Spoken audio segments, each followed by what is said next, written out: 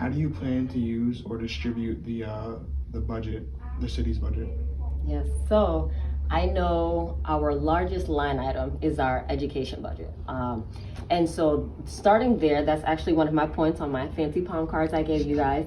So starting with education, and really taking the audit results, I don't think everybody enjoys reading 300 pages of stuff and political jargon. So I've reduced that down to about a 10-page digestible slide.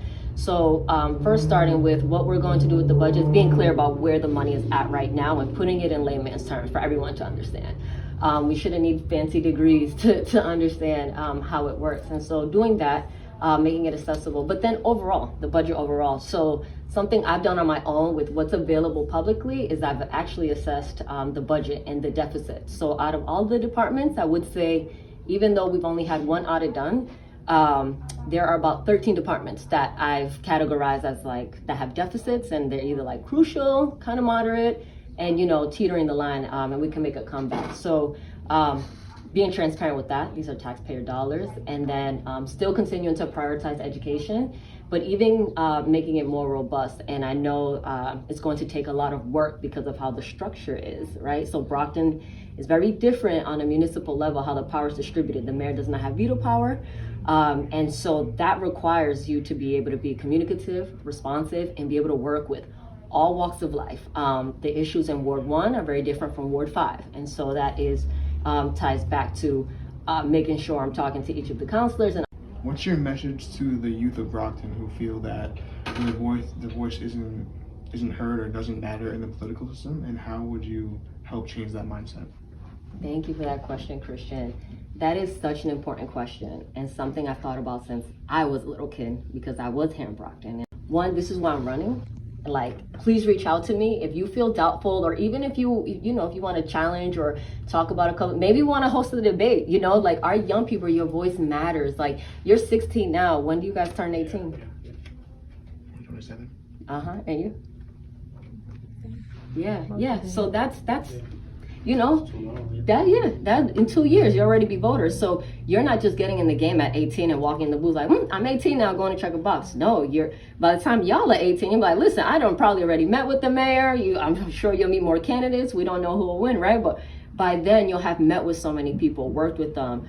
You'll be able to say you established, X, Y, and Z. I would love to, work with you if I am elected and really bring that in Youth Advisory Council to life. I've been rallying, a group of young people, and they range from 18 to 35, really.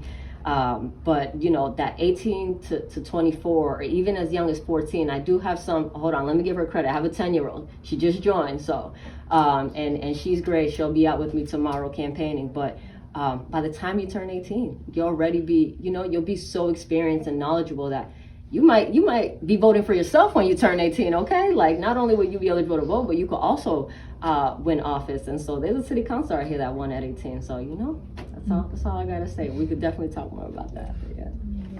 Great question. What inspired you to run for mayor, and what makes you different from the other candidates? Y'all got all the good questions. Had to find a resource, and I found one in Boston. In Boston, not Brockton. And so that, to me, I said, okay. So I graduated high school in 2010, and I left and I moved in 2014. And I said, I'm going to find the thing that I can bring back to Brockton and fill this gap. Because too many of our kids, this sobering reality that it really set in for me too at this time was less than 1% of kids in foster care will go on and get their master's. Less than 3% get their bachelor's. On average, now the number's gone up since I last looked it up, but it's about 300,000 kids in any given year in the foster care system. Less than 3% of 300,000 kids will go on and get their degree. There's this big gap for our young people in transitioning into adulthood that was not, it wasn't, filled. And it's making a little bit of progress, but there's so much more we could do because I've seen so much more.